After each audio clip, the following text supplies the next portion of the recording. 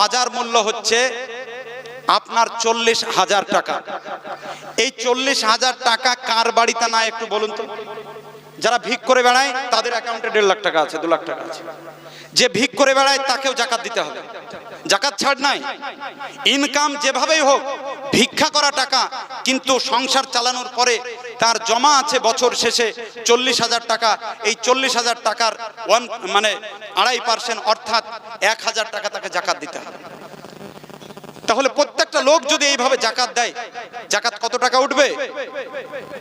Multi speciality hospital বানানো হবে, মেয়েদের জন্য পুরো মহিলা সেটআপ তৈরি করা হবে, সিজার অপারেশন মহিলাদের ট্রিটমেন্ট মহিলারাই করবে, সেখানে ডাক্তার থাকবে, হেল্পার থাকবে, অ্যাসিস্ট্যান্ট থাকবে, অ্যানাস্থেসিয়া দেবে, সবাই মহিলা থাকবে, সেই ব্যবস্থা করা যাবে। কিন্তু এ নিয়ে কোনো প্ল্যান নাই। আজকে এখনো একটা ভালো মাদ্রাসা খুঁজতে গেলে উত্তরপ্রদেশে যেতে হয়, সেখানে জামিয়া সালফিয়ায় যেতে হয়, ফাইজামে যেতে হয়। আজও আমাদের পশ্চিমবাংলায় একটা উল্লেখযোগ্য ভালো প্রতিষ্ঠান নেই, যে প্রতিষ্ঠানে এখানকার ছেলে এখানেই পড়বে। আজকের যে সিচুয়েশন, আজকের যে সামাজিক অবস্থা, এই সিচুয়েশনে কি করে যেতে পারা যায় উত্তরপ্রদেশ বলুন তো? এখন তো ছেলে একটা দুটো, আপনার ছেলেকে উত্তরপ্রদেশ যাবেন, ট্রেনে দেখা যাচ্ছে ট্রেন থেকে ফেলে আপনার ছেলেকে হত্যা করে দিল, কি করবেন? এই রকম একটা সিচুয়েশনে আমরা কি শুধু ওই ফেতরা নিয়ে পড়ে থাকবো? দোয়া হাত তুলে হবে না, হাত ছেড়ে দিয়ে হবে, এ নিয়ে পড়ে থাকবো? তারাবি 8 রাকাত হবে না 20 রাকাত হবে, এ নিয়ে পড়ে থাকবো? আরে তারাবি না পড়লেও কোনো যায় আসে না, কিন্তু ফরজ নামাজ শতকরা 95টা লোক পড়ে না। এই ফরজ নামাজ না পড়লে আল্লাহ রাসূল বলছেন, মান তারাকা সলাতা মুতাআম্মিদান ফাকাদ কাফারা। কোন ব্যক্তি যদি স্বেচ্ছায় নামাজকে ত্যাগ করে দেয়, সে মুসলমানই থাকলো না, সে কাফের হয়ে গেল।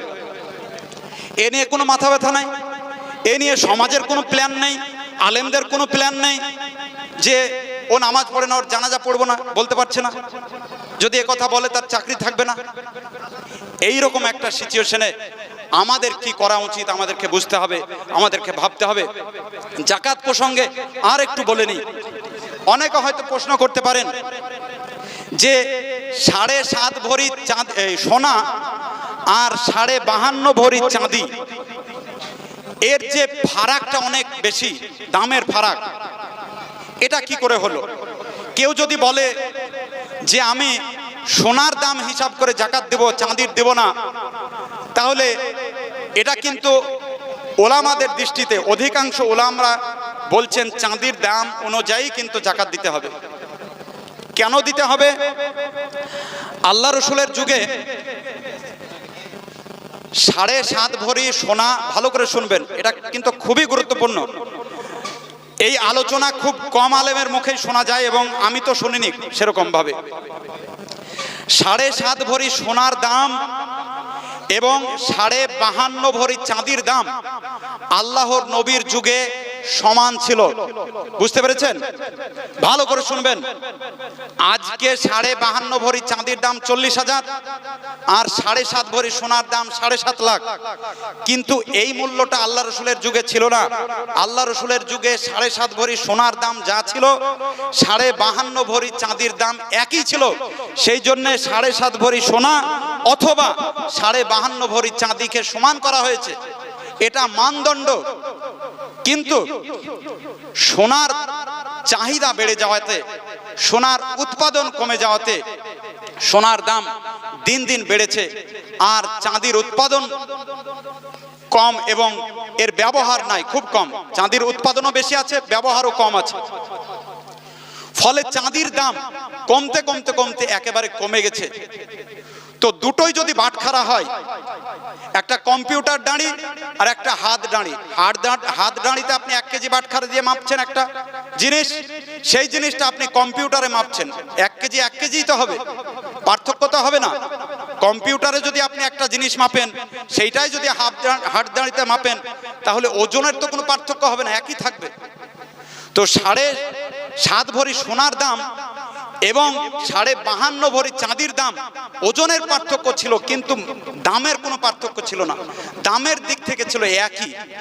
ফলে ওলামারা ম্যাক্সিমাম ওলামারা মনে করছেন, বেশিরভাগ ওলামারা মনে করছেন যে চাঁদির দাম হিসাব করেই জাকাত দিতে হবে। যদি এটা দেওয়া হয় তাহলে ম্যাক্সিমাম লোক, বেশিরভাগ লোক জাকাতটা পাবে, গরিব থাকবে না। আর এটা তো অবশ্যই আপনি ফাঁকি দিতে পারেন না, এটা তো বাটখারা, আপনি এটাকে অ্যাভয়েড কিভাবে করতে পারেন? সেই জন্য আমি বলবো, যাদের 1 বছর টাকা জমা আছে সংসার চালানোর পরে, যদি 40,000-এর বেশি টাকা হয় তাহলে সেই টাকার 2.5% জাকাত আপনাকে দিতে হবে, সম্পূর্ণ টাকাটারই জাকাত দিতে হবে। যদি এই টাকার জাকাত আপনি না দেন, আপনার কি শাস্তি থাকতে পারে? শাস্তি হচ্ছে সেই মাল কিয়ামতের মাঠে আপনার গলায় পেঁচিয়ে দেওয়া হবে এবং সাপ আকারে সেই মালটা আপনাকে ছবল দিবে আর বলতে থাকবে, আনা মালুকা, আনা মালুকা, আনা মালুকা, আমি তোমার সেই গচ্ছিত সম্পদ, আমি তোমার সেই গচ্ছিত সম্পদ, আমি তোমার সেই গচ্ছিত সম্পদ। ভাই বন্ধুরা আমার, যারা জাকাত, নিজের জাকাত নিজেই খাচ্ছেন, একটু সাবধান হয়ে যান। নিজের জাকাত যারা নিজেই খাচ্ছেন, একটু সাবধান হয়ে যান। জাকাত দিলে কয়েক কোটি টাকা জাকাত উঠবে গোটা সন্দীপুরে, কয়েক কোটি টাকা যা সম্পদ আছে মানুষের, কিন্তু কটা শাড়ি কিনে নিয়ে এসে দিয়ে দিল, শাড়ি জাকাত হবে? আর সেই শাড়িগুনার মান কেমন জানেন? ওই শাড়ি যদি আপনাকে ফ্রিতে দেওয়া হয় তা আপনি পরবেন না। ওই শাড়ি যদি আপনাকে ফ্রিতে কেউ দেয়, আপনার স্ত্রীকে, আপনি পরাবেন না। আর যে লুঙ্গি আপনি দেন, সেই লুঙ্গিটা আপনি পরবেন না। আপনি যখন লুঙ্গি দিচ্ছেন তখন 100 টাকা দামের, আর আপনি যখন পরছেন নিজের জন্য তখন ইসমাইল লুঙ্গি 1000 টাকা দাম। আপনার ঈমান। আজ থেকে 1400 বছর আগে নবী সাল্লাল্লাহু আলাইহি সাল্লাম বিদায় হজর ভাষণে বলেছিলেন যে তুমি যা খাবে তোমার স্ত্রীকে তাই খাওয়াবে, তুমি যা পরবে তোমার স্ত্রীকে তাই পরাবে, তুমি যা খাবে তোমার কৃতদাসকে তাই খাওয়াবে, তুমি যা পরবে তোমার কৃতদাসকে তাই পরাবে। কোনো বৈষম্য ইসলাম রাখেনি। অথচ আপনি নিজের জন্য ভালোটা পছন্দ করেন, আপনার ভাইয়ের জন্য সেটা পছন্দ করেন না। আল্লাহ রাসূল বলছেন, সেই ব্যক্তি মুমিন নয় যে ব্যক্তি সে নিজের জন্য যেটা পছন্দ করে সেইটা তার ভাইয়ের জন্য পছন্দ করে না। অর্থাৎ সেই ব্যক্তি মুমিন নয় যে অপরের জন্য যেটা পছন্দ করে না সে নিজের জন্য পছন্দ করে, এই সে মুমিন নয়। মুমিন সেই ব্যক্তি যে নিজের জন্য যেটা ভালো মনে করে অপরের জন্য সেটা ভালো মনে করে, নিজের জন্য যেটা খারাপ মনে করে অপরের জন্য, অপর ভাইয়ের জন্য সেটা খারাপ মনে করে, সেই হচ্ছে প্রকৃত মুমিন। ভাই বন্ধুরা আমার, আমরা চেষ্টা করব এই ধরনের ছোটখাটো বিষয় নিয়ে আমরা যেন মতবিরোধ না করি। ভাই বন্ধুরা আমার, মতবিরোধ না করি। আজকে দেখুন, যখন এই কবরস্থানে যাবেন তখন দোয়া হাত তুলে হবে না হাত ছেড়ে দিয়ে হবে? এই বিবাদ কি থেমেছে ভাই? থামবে? এই বিবাদ লেগেই আছে। এই নিয়ে আমরা ব্যস্ত, এই নিয়ে আমরা ব্যস্ত। এখন ফেসবুক খুলবেন দেখবেন। তারপরে কিছুদিন আগে দেখলাম আমাদের পশ্চিমবাংলার একজন নামকরা আলেম বলছে সূত্রা অজেব। মসজিদে যে সূত্রা দেওয়া হয় সূত্রা অজীব, সূত্রা যদি না দেয় তাহলে তার নামাজ হবে না। আর সূত্রাকে যারা অজীব বলেনি তারা আলেমই না, তারা আবার পড়ে আসুক, তারা আলেমই না, এরকম ভাবে কথা বলছে। তারপরের দিনে বড় বড় সৌদি আরবের বড় বড় মাদানি আলেম তারা বলছেন সূত্রা অজীব না। কি করবেন? এই নিয়ে ব্যস্ত থাকবেন। আর বড় বড় বিষয়, এর চেয়ে কত বড় বিষয় আমাদের সমাজে লুকিয়ে আছে। জেনা, ব্যভিচার, মদ, জুয়া, লটারিতে সমাজ ভরপুর, এ নিয়ে কোনো মাথা ব্যথা নাই। সমাজ ছেয়ে গেল অশ্লীলতায়, এ নিয়ে কারো মাথা ব্যথা নাই। দেখেন, একটা 4 ছেলের মাকে যদি কেউ বের করে নিয়ে চলে আসে, একটা মৌলবি, আমার মতোই কোনো মৌলবিকে ডাকেন, 5000 টাকা দেন, সে বিয়েটা পড়িয়ে দেবে। 5000 টাকা দেন, বিয়েটা পড়িয়ে দেবে। ওই বিয়েটা হালাল হলো না হারাম হলো একবারও ভেবে দেখবেন। আজকে সমাজ অশ্লীলতায় ছেয়ে গেছে, অশ্লীলতায়। যারা এইভাবে, আল্লাহ রাসূল বলছেন পুরুষ অভিভাবক ছাড়া কন্যার বিবাহ বাতিলুন বাতিলুন বাতিলুন, পুরুষ অভিভাবক ছাড়া কন্যার বিবাহ বাতিলুন বাতিলুন বাতিলুন। যারা পালিয়ে গিয়ে বিয়ে করে কোনো মেয়ে, যদি তার পিতা রাজি না থাকে সেই বিয়েতে, তাহলে সেই বিয়ে কখনো হালাল হতে পারে না।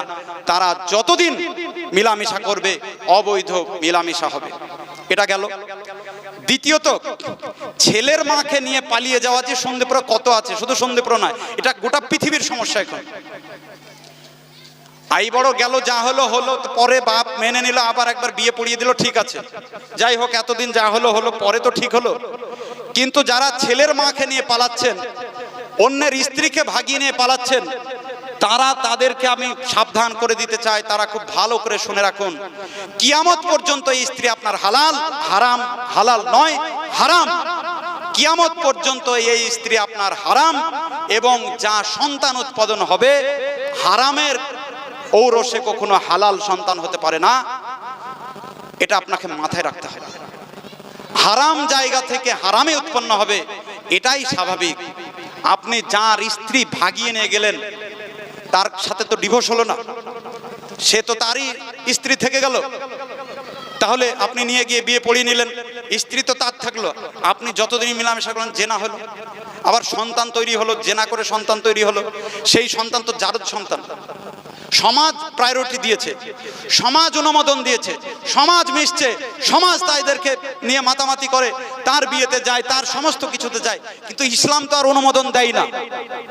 ভাই বন্ধুরা আমার, এইরকম রোগ কার বাড়িতে না?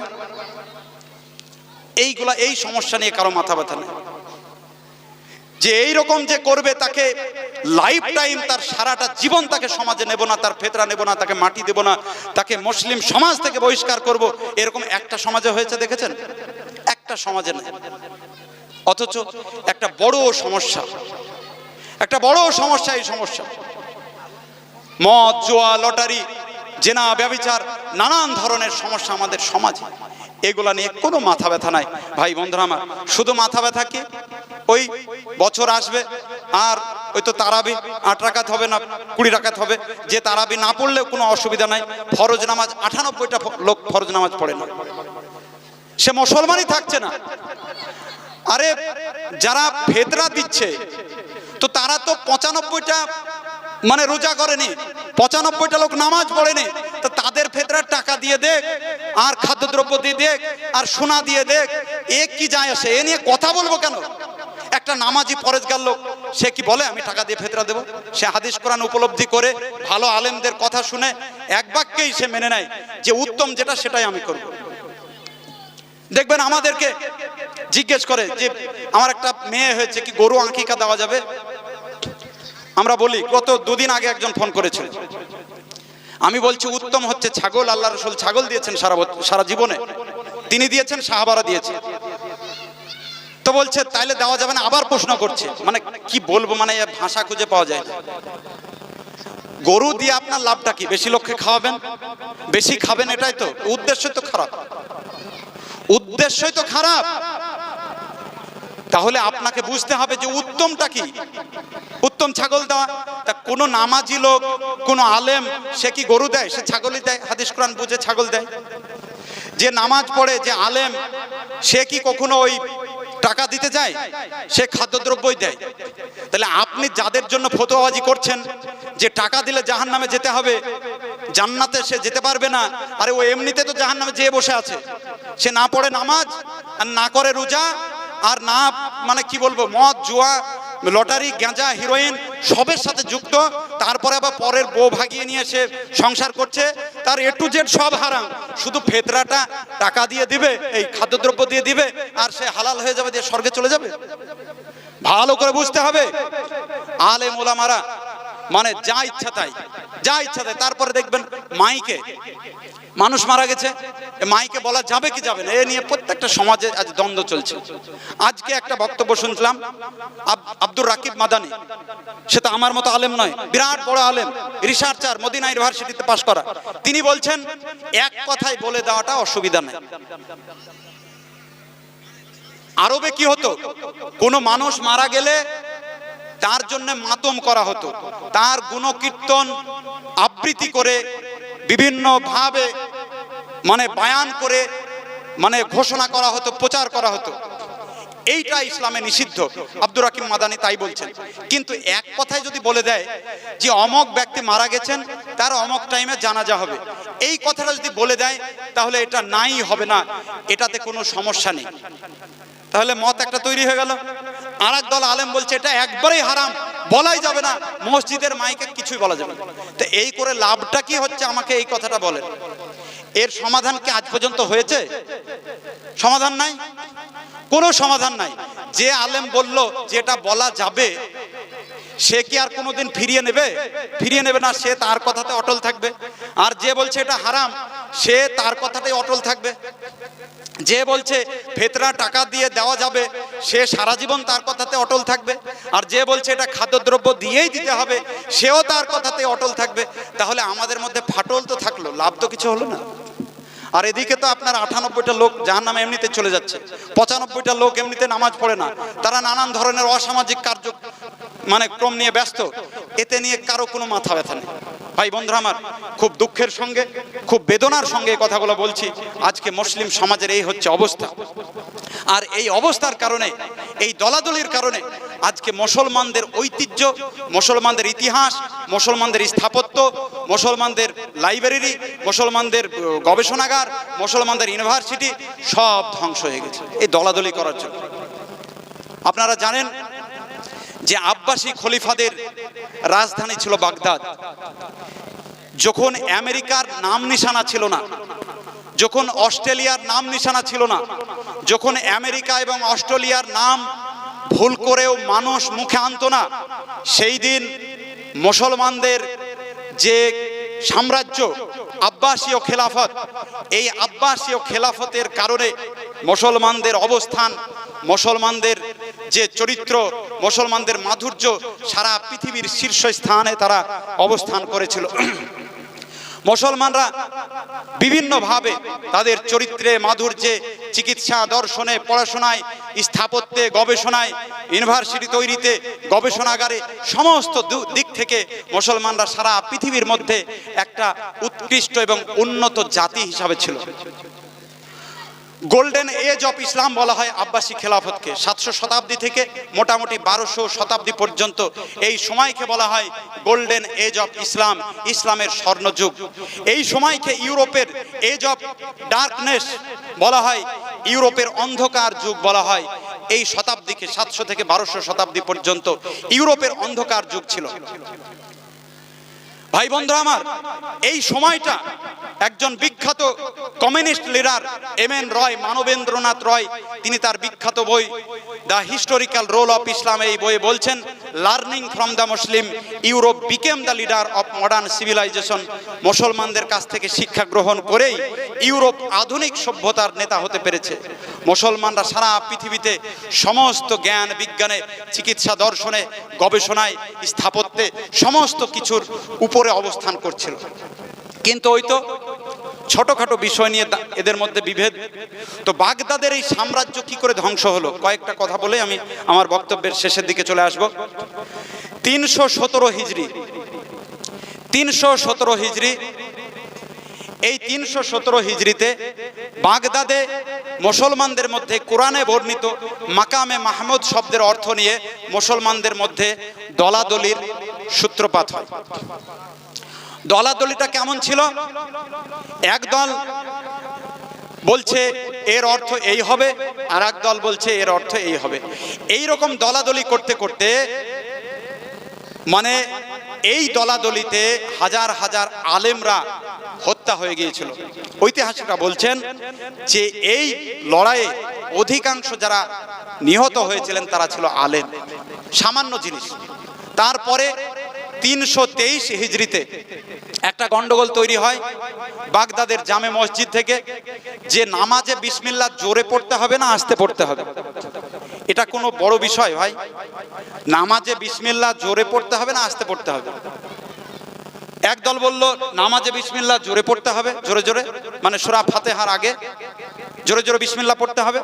আর এক দল বলল না, নামাজের সময় সূরা ফাতিহার আগে বিসমিল্লাহ চুপে চুপে পড়তে হবে। এই নিয়ে মুসলমানদের মধ্যে ঝামেলা তৈরি হলো, গন্ডগোল তৈরি হলো। এই গন্ডগোল 7 বছর ধরে চলতে থাকলো। তারপরে বাগদাদের যে খলিফা ছিলেন তার নাম হচ্ছে রাজিবিল্লাহ। তিনি ছিলেন নামাজে জোরে বিসমিল্লাহ বলার পক্ষপাতী।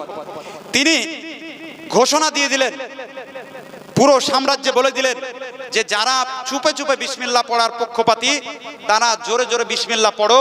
যদি তোমরা জোরে জোরে বিসমিল্লাহ না পড়ো তাহলে তোমাদের ঘর বাড়ি আমি পুড়িয়ে দেব, তোমাদেরকে জ্বালিয়ে দেবো, তোমাদেরকে শেষ করে দেবো। যারা চুপে চুপে বিসমিল্লাহ পড়ার পক্ষপাতী তারা বলছে না, আমরা কারো কথা শুনবো না, আমরা চুপে চুপে বিসমিল্লাহ পড়বো। চিন্তা করতে পারেন, বিসমিল্লাহ জোরে পড়তে হবে না আস্তে পড়তে হবে, এ নিয়ে মারামারি হচ্ছে। তারপরে একদিন রাজিবিল্লাহ পুলিশের বড় কর্তাকে হুকুম দিলেন, তারপরেও এক শ্রেণীর মুসলমান এটা শুনলো না, খলিফার নির্দেশকে অমান্য করলো। তখন খলিফা বললেন যে যারা আমার এই নির্দেশকে অমান্য করছে তাদের বাড়িঘর জ্বালিয়ে দাও। পুলিশের বড় কর্তা তাই করলো। এতে কি হলো, বিপুল সংখ্যক ঘর বাড়ি পুড়ে ভস্মীভূত হয়ে গেল, বহুত মানুষ এতে মারা গেল। কোনো কারণ হলো? আরো অনেক ঘটনা আছে, 8 বার এরকম ঘটনা ঘটেছে। সব অষ্টম যে ঘটনা ঘটেছিল সেটা হচ্ছে 556 হিজরিতে, 656 হিজরিতে। এই 656 হিজরি অর্থাৎ ইংরেজি হচ্ছে 1258 সাল। এই 58 সালে বাগদাদের একটা শহর থেকে, তুস শহর থেকে কিছু লোক হালাকু খাঁর কাছে যে বলল যে আমাদের জাত ভাইরা আমাদের উপরে মারছে, আমাদেরকে একটু সহযোগিতা করুন। আর এই হালাকু খাঁ ছিল মানে নাস্তিক তাতারিদের সম্রাট। সে চীনের মঙ্গোলিয়ার শাসক ছিল। সে দীর্ঘদিন ধরে মুসলমানদের এই উন্নতি দেখে সে হিংসায় জ্বলে পড়ে যাচ্ছিল।